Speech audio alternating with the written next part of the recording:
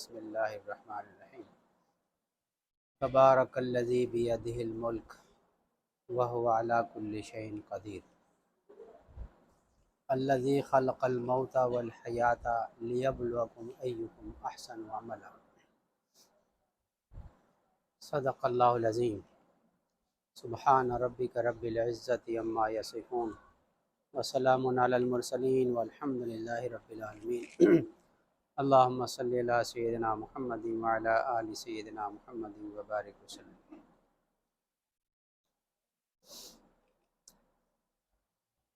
پاک ہے وہ ذات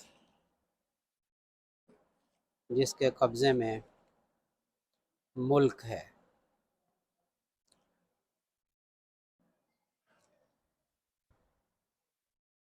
جو بادشاہ ہوتا ہے نا اس کا ملک پر مکمل قبضہ نہیں ہوتا، دوسرا اس سے طاقتور بادشاہ اگر حملہ کر دے تو اس بادشاہ کو قید کر لے گا اور اس کے ملک پہ قبضہ کر لے گا۔ دنیا میں بادشاہوں کی بادشاہت بڑی ناقص ہے،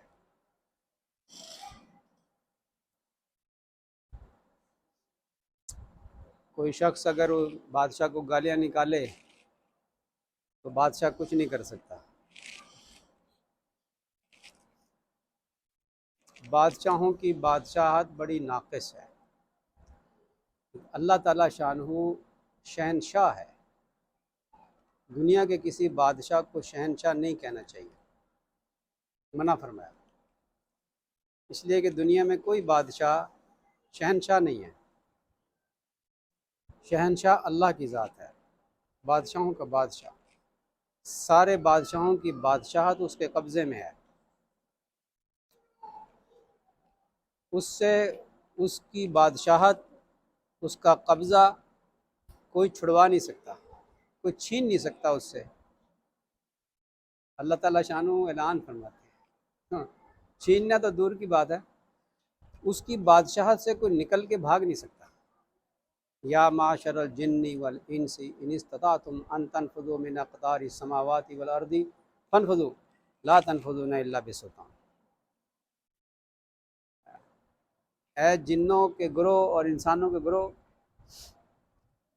تم ہماری اس کائنات کی حدود سے باہر نکل جاؤ، تم نکل نہیں سکتے، تمہارے اندر طاقت ہی نہیں، جہاں جاؤ گے میرے رب کی بادشاہت ملے گی، اس کا قبضہ ہے، اس جگہ پہ اس کا قبضہ ہے، وہ قادر مطلق ہے، ہر چیز پر قادر ہے۔ اللہ تعالیٰ اپنی بڑائی بیان فرماتا ہے، جس کی بڑائی دل میں ہو نا انسان کے، اس کی بات ماننا آسان ہوتا ہے، جس کی عظمت دل میں نہ ہو اس کی بات کو انسان ٹھکرا دیتا ہے۔ پھر ہمارے بزرگ فرماتے ہیں کہ اللہ کی بڑائی کو خوب بیان کرو، خوب اس کی عظمت کو بیان کرو، اس کی قدرت کو بیان کرو، تاکہ اس کی معرفت حاصل ہو۔ جب معرفت حاصل ہوگی تو پھر اس کی اطاعت کرنا آسان ہوگا۔ معرفت سے آگے اس کی محبت ہے، جب کسی کی پہچان ہو جائے نا تو اس کی صفات انسان کے سامنے آ جائیں تو پھر لا محالہ اس کا نتیجہ یہ ہوتا ہے کہ دل میں اس کی محبت پیدا ہو جاتی ہے۔ تو معرفت سے جو اگلی سٹیج ہے وہ محبت ہے، اور معرفت سے پہلی سٹیج جو ہے وہ علم ہے۔ علم، ایک دعا حدیث میں بیان کی گئی ہے، اس میں یہ الفاظ ہیں کہ اے اللہ مجھے علماء جیسی معرفت عطا فرما، اہل علم جیسی معرفت عطا فرما۔ تو علم پہلی سٹیج ہے، اور دوسری سٹیج معرفت ہے، اور تیسری سٹیج محبت ہے۔ محبت جب حاصل ہو جاتی ہے بندے کو اللہ کی، تو یہ بندہ محفوظ ہو جاتا ہے کس چیز سے؟ گمراہی سے، ارتداد سے محفوظ ہو جاتا ہے محبت والا۔ اس کی دلیل کیا ہے؟ اس کی دلیل قرآن عظیم الشان سے اللہ فرماتے ہیں کہ اگر تم مرتد ہو گئے، اگر تم نے دین کو چھوڑ دیا، مرتد ہو گئے، تو اللہ فرماتے ہیں کہ ہم ایک ایسی قوم پیدا کریں گے کہ جس سے ہم محبت کرتے ہوں گے، اللہ محبت کرتا ہوگا، وَيُحِبُّهُمْ وَيُحِبُّونَهُ وَيُحِبُّونَهُ، کہ اللہ ان سے محبت کرتا ہوگا اور وہ اللہ سے محبت کرتے ہوں گے۔ پھر اس محبت کی وجہ سے وَلَا يَخَافُونَ لَوْمَةَ لَائِمٍ، وہ کسی کی ملامت کی پرواہ نہیں کریں گے، وہ اپنے مسلمان بھائیوں کے سامنے عاجزی کریں گے، اور کفار کے سامنے وہ بڑے دلیر اور روب والے ہوں گے۔ یہ اللہ نے صفات بیان کی، جس کی بنیاد اللہ نے بیان فرمائی محبت۔ یہ آیت دلیل ہے اس بات پر کہ محبت والے گمراہ نہیں ہوتے، محبت والے مرتد نہیں ہوتے، یہ دلیل ہے۔ ہاں، ابلیس گمراہ اسی لیے ہوا کہ اس کے پاس علم بھی تھا اور معرفت بھی تھی، وہ عارف بھی تھا، عالم بھی تھا اور عارف بھی تھا، اس سے اگلی سٹیج اس کو ملی نہیں تھی، وہ محروم رہا، وہ عاشق نہیں تھا، اس لیے محروم رہا۔ حضرت آدم علیہ السلام اللہ تعالیٰ کے عاشق تھے، پہلے اللہ نے علم دیا، اپنے پاس سے علم دیا، فرشتوں کو فرمایا نا پوچھو ذرا، پوچھا تو نام بتا دیے چیزوں کے، علم دیا، پھر معرفت دی، پھر اللہ نے اپنی محبت ڈالی۔ یہ محبت تھی کہ جس کی وجہ سے حضرت آدم علیہ السلام گناہ کرنے کے بعد نادم ہوئے، شرمندہ ہوئے، نظر جھکا کے رکھتے تھے، محبوب سے شرم آ رہی ہے اس لیے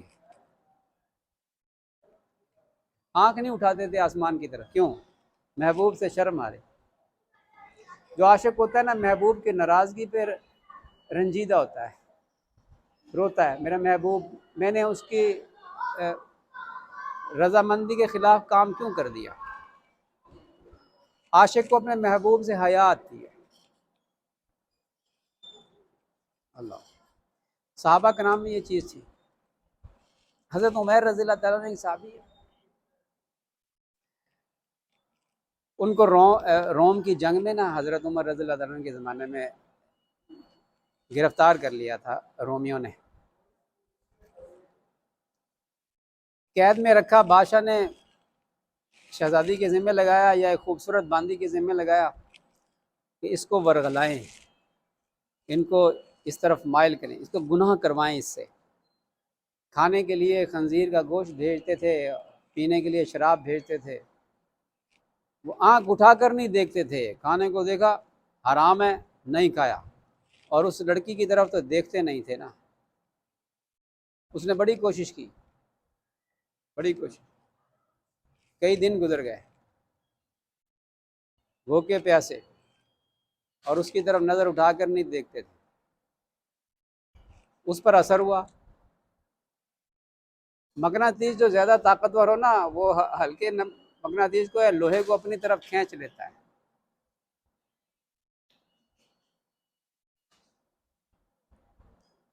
اسے کیا متاثر ہونا تھا، وہ متاثر ہو گئی کہ یہ کیا چیز ہے۔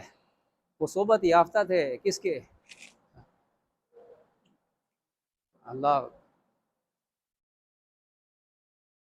محبوب رب العالمین کے صلی اللہ علیہ وسلم، ان کے صحبت یافتہ تھے۔ ان کی نظر، جن کو اللہ نے فرمایا نا وَلَا تَعْدُ عَيْنَاكَ عَنْهُمْ تُرِيدُ زِينَةَ الْحَيَاةِ الدُّنْيَا وَلَا تَعْدُ عَيْنَاكَ عَنْهُمْ، ان سے اپنی نظریں نہ ہٹائیے، اپنی نظروں سے ان کو سیراب کیجیے، ان کی روح کو سیراب کیجیے، ان کے دل کو سیراب کیجیے، ان کے باطن کو سیراب کیجیے، اس لیے کہ یہ وہ لوگ ہیں آپ کے صحبت یافتہ کہ جنہوں نے قیامت تک آنے والے لوگوں تک آپ کا فیض پہنچانا ہے۔ ان کو سیراب کیجیے، ان دنیا داروں کی طرف نظر اٹھا کے نہ دیکھیے، چھوڑ دیے دنیا بھری ہوئی ہے ان کے دلوں کے اندر۔ آپ ان کو جو درویش ہیں، آپ کی محفل میں بیٹھتے ہیں، صبح شام مجھے پکارتے ہیں، اللہ فرماتے ہیں ان سے آپ اپنی نظروں کو نہ ہٹائیے۔ نظر کی وہ تاثیر ہے، اللہ کے نبی صلی اللہ علیہ وسلم کی نظر کی تاثیر، صحابہ کرام کے دلوں پر وہ نظر پڑی ہے، نظر کی اثر پڑا۔ محبت پہلی نظر میں داخل ہو گئی اللہ کی، اللہ کے رسول صلی اللہ علیہ وسلم کی۔ وہ محبت دل اندر تھی نا، تو کئی دن وہ ہو گئے کوشش کرتے ہوئے، کوئی نہ اثر ہوا، اس پر اثر ہو گیا۔ یہ حسن بڑی بری چیز ہے۔ حسن اگلا لفظ میں نے بولا بری چیز ہے، حسن تو حسن ہوتا ہے، خطرناک چیز ہے، بڑے بڑوں کو پھسلا دیتی ہے۔ تو ایک دن اس نے تنگ آ کر پوچھا کہ کیا بات ہے، آپ میری طرف دیکھتے نہیں، یہ نہیں کھاتے، یہ نہیں پیتے، شراب نہیں پیتے، اور میری طرف نہیں دیکھتے آپ؟ تو کیا جواب دیا؟ ہاں، ایک عام مسلمان ہوتا نا جس کے دل میں خوف الہی ہو، تقوی ہو، تو وہ کہتا ہے کہ میرے اللہ کی پکڑ سے ڈرتا ہوں میں، ان بطش ربک لشدید، اللہ کی پکڑ بڑی سخت ہے۔ یہ بھی تو جواب ہو سکتا تھا نا، اور یہ جواب ہوتا تو ہم کہتے ہیں ہاں جی، اللہ کے خوف سے یہ بچا ہے، گناہ سے قیامت کے دن عرش کا سایہ ملے گا۔ جو اللہ کے خوف سے رویا ہو، اللہ کے خوف سے گناہ سے بچا ہو، اور کسی عورت نے اس کو اپنی طرف مائل کیا ہو اور وہ کہہ دے کہ میں اللہ سے ڈرتا ہوں، قیامت کے دن اللہ تعالیٰ اس کو عرش کا سایہ نصیب فرمائے گا۔ بہت بڑا جواب ہے یہ، اور بڑی بات ہے دل میں خشیت الہی کا ہونا۔ لیکن یہ اس سے اعلیٰ مقام پر تھے، کیا جواب دیا؟ جواب یہ دیا کہ مجھے اپنے رب سے حیا آتی ہے۔ یہ محبت والا جواب دے سکتا ہے کہ مجھے اپنے محبوب سے حیا آتی ہے، میرا محبوب ناراض نہ ہو جائے۔ تکلیف ان کو اس محبوب کی ناراضگی کی ہوتی ہے۔ حضرت آدم علیہ السلام کو جو گریہ طاری ہوا تھا وہ محبت کی وجہ سے ہوا تھا۔ حضرت آدم علیہ السلام کے دل میں محبت تھی، اور فنائیت کا نبی میں بھی مقامات ہوتے ہیں، درجے ہوتے ہیں۔ جیسے تصوف میں صوفیاء کے ہاں مراتب ہوتے ہیں، مقامات ہوتے ہیں، یہ محبت کا مقام ہے، پھر آگے اس سے اگلا تعلق کا مقام ہوتا ہے، پھر قرب کا مقام ہوتا ہے، پھر رضا بر قضا کا مقام ہوتا ہے۔ یہ درجے ہیں، پہلے علم آتا ہے، پھر معرفت آتی ہے، پھر محبت آتی ہے، پھر تعلق بنتا ہے اللہ سے، پھر قرب نصیب ہوتا ہے، پھر بندگی کا اعلیٰ مقام نصیب ہوتا ہے۔ یہ درجے ہیں۔ حضرت آدم علیہ السلام بھی، اس انبیاء علیہ السلام کی اپنی ایک مقامات ہوتے ہیں۔ حضرت آدم علیہ السلام بھی محبت کی فنائیت ان کے پہلے مقام پر تھے جب یہ ان سے قصور سرزد ہوا۔ کیسے؟ شیطان نے آ کر کہا کہ اللہ نے جو آپ کو یہ منع کیا ہے نا، یہ اس لیے کیا ہے کہ کہیں تم فرشتے نہ بن جاؤ، کہیں تم ہمیشہ ہمیشہ کے لیے جنت میں نہ رہو۔ مطلب یہ تھا کہ تم یہ اگر یہ کھا لو گے تو تم فرشتے بن جاؤ گے، یا پھر تم جنت میں ہمیشہ رہو گے۔ تو حضرت آدم علیہ السلام اماں حوا پہ کوئی اثر نہیں ہوا اس بات کا، اس دلیل کا کوئی اثر نہیں ہوا۔ شیطان جو ہے نا، وہ چونکہ عارف بھی تھا، سمجھتا تھا کہ کہاں سے پکڑوں میں۔ انہوں نے دیکھا کہ حضرت آدم علیہ السلام کے دل میں نا محبت ہے اللہ تعالیٰ کی، اب وہاں سے پکڑا۔ قسم کھائی اللہ کی، قسم کھا کے کہا کہ میں آپ کا خیر خواہ ہوں۔ ہاں جی، بس وہ کہتے ہیں نا کہ وہ ایک شعر ہے، مجھے صحیح طرح یاد نہیں آ رہا، کہ محبت جو ہے نا وہ ایک لحظہ بھی چھپ نہ سکی جب پیار سے تیرا کسی نے نام لیا۔ میں نے اس کی تھوڑی نثر بنا دی، محبت چھپ نہ سکی جب پیار سے کسی نے نام لیا تیرے محبوب کا۔ تو وہ جب محبوب کی قسم کھائی نا، تو حضرت آدم علیہ السلام شکر کی کیفیت میں چلے گئے، فنائیت کی مقام میں چلے گئے، بھول گئے پچھلی بات۔ اللہ فرماتے ہیں کہ حضرت آدم علیہ السلام بھول گئے تھے، یہ بھول فنائیت کی وجہ سے تھی، محبوبیت کی اب ابتدا تھی، نبیوں کا سلوک جو ہوتا ہے نا، اس سلوک کی ابتدا تھی، نبیوں کے سلوک کی بات کر رہا ہوں، اس کی ابتدا تھی۔ جب نام لیا محبوب کا تو بھول گئے پچھلی بات اور کھا لیا وہ پھل۔ اس لیے نہیں کھایا تھا، وہ تو بھول گئے تھے کہ میں یہاں ہمیشہ جنت میں رہوں گا، میں فرشتہ بن جاؤں گا، نہ وہ تو بھول ہی گئے کہ یہ خیر خواہ ہے، اللہ کی قسم کھا رہا ہے، حسن ظن بھی تھا نا، کہ قسم کوئی جھوٹی تو نہیں کھا سکتا۔ محبت تھی تو اس محبت نے، اچھا پھر کیا ہوا؟ اس کے بعد کیا ہوا؟ جب وہ خطا ہو گئی نا تو سطر کھل گئی، وہ سطر کھل گئی، پتوں سے اپنی سطر ڈھانپنے لگے، تو وہ کہاں، وہ تہمت باندھی ہوئی تھی یا پاجامہ شلوار تھا، شلوار تھی، تو وہ کہاں چلی گئی تھی؟ ہم اگر ہمارا سطر کھل جائے نا، تہمت کھل جائے، تو ہم وہ چادر اٹھا کے باندھتے ہیں نا، شلوار اتر گئی تو شلوار جلدی سے اٹھا کے پہنیں گے نا۔ تو اگر وہ دھوتی تھی، کپڑا تھا، چادر تھی یا کچھ بھی تھا، وہ اگر گر گیا تھا تو اٹھا کے اس کو باندھتے نا، وہ تو نہیں تھا، وہ کہاں گیا؟ پتے کیوں باندھ رہے، پتے کیوں لگا رہے؟ یہاں سے پتہ چلتا ہے کہ وہ اللہ تعالیٰ نے حضرت آدم علیہ السلام کے جسم کے ساتھ ہی خوبصورت لباس بنایا تھا، جو ہی وہ پھل کھایا وہ جھڑ گیا، وہ لباس جھڑ گیا، اب ننگے ہو گئے، ننگے ہوئے تو شرم طبیعت میں اللہ نے رکھی تھی، فطرت میں رکھی تھی، اس شرم کی وجہ سے اپنے شرمگاہ کو چھپانے لگے، سکر سے صحو میں آ گئے، ہوش میں آ گئے۔ جب ہوش میں آئے نا، اب احساس ہوا او ہو میں نے کیا غلطی کی، اب رونا شروع کر دیا، محبوب حقیقی ناراض ہو گیا، میں نے اس کی نافرمانی کی، اب اپنے رب سے حیا آ رہی ہے، یہ اونچا مقام ہے، اعلیٰ مقام۔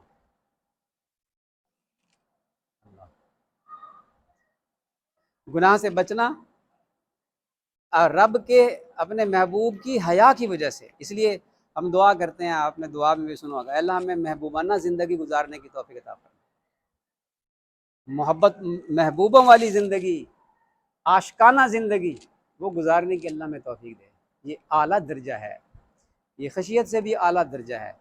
اس لیے مشائخ صوفیہ ابتدا ہی سے دلوں میں محبت پیدا کرنے کی محنت کرواتے ہیں، اللہ اللہ کرواتے ہیں۔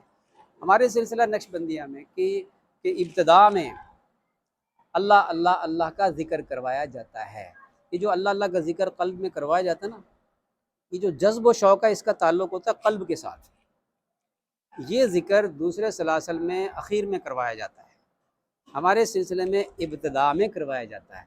جذب و شوق کا تعلق اس قلبی ذکر کے ساتھ ہے،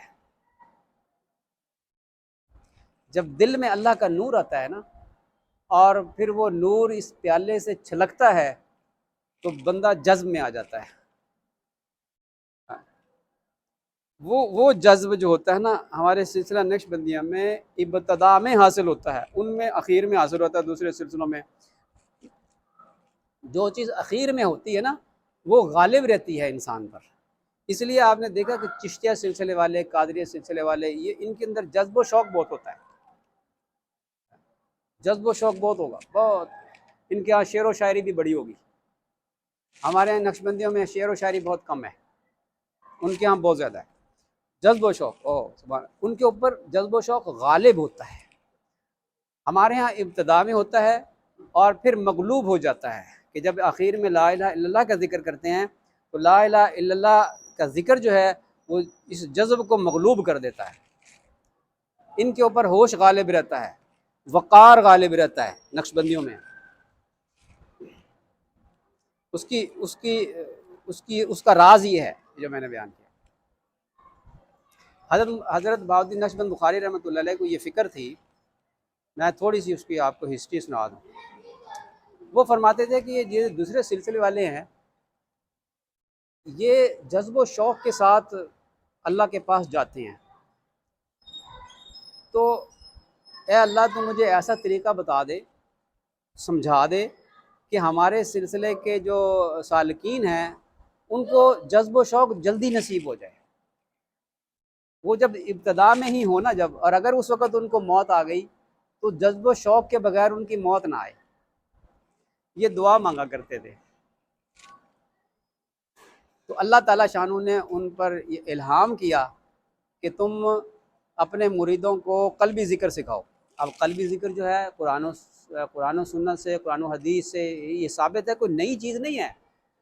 مقصد ان کا یہ تھا کہ اے اللہ مجھے ایسا طریقہ سجھا دے کہ میرے جو مریدین ہیں وہ جلدی جلدی یہ سلوک طے کر لیں۔ اب ذکر اذکار کے طریقے تو مختلف ہیں کہ میں کون سا طریقہ اختیار کروں کہ جلدی سے یہ چیز میرے مریدین کو نصیب ہو جائے۔ اللہ تعالیٰ نے شارٹ کٹ راستہ بتا دیا، ایسا راستہ کہ جس میں اخلاص ہی اخلاص ہے۔ قلبی ذکر تو کسی کو نظر نہیں آتا اور دل میں اللہ اللہ کر رہے ہیں، اخلاص اخلاص اخلاص۔ تو ابتدا ہی میں اللہ کی محبت سکھائی گئی ہے ہمارے سلسلے کی۔ تو اللہ تعالیٰ ہمیں صحیح سمجھ عطا فرمائے، اپنی محبت نصیب فرمائے، اور یہ سلوک طے کرنے کی اللہ ہمیں توفیق عطا فرمائے۔ اس لیے کہ اس میں ہر سبق کے اندر اللہ تعالیٰ شانوں نے ایک تاثیر رکھی ہے۔ انسان جو ہے وہ فضائل حمیدہ میں ترقی کرتا چلا جاتا ہے اور رذائل انسان کے دور ہوتے چلے جاتے ہیں یہ ان اسباق کے کرنے سے، اور شیخ کی توجہ اس میں معاون ہوتی ہے۔ اللہ تعالیٰ شانو ہمیں صحیح سمجھ عطا فرمائے، عمل کی توفیق عطا فرمائے۔ وآخر الدعوانا ان الحمد للہ رب العالمین۔ اللہم صلی اللہ علیہ وسلم۔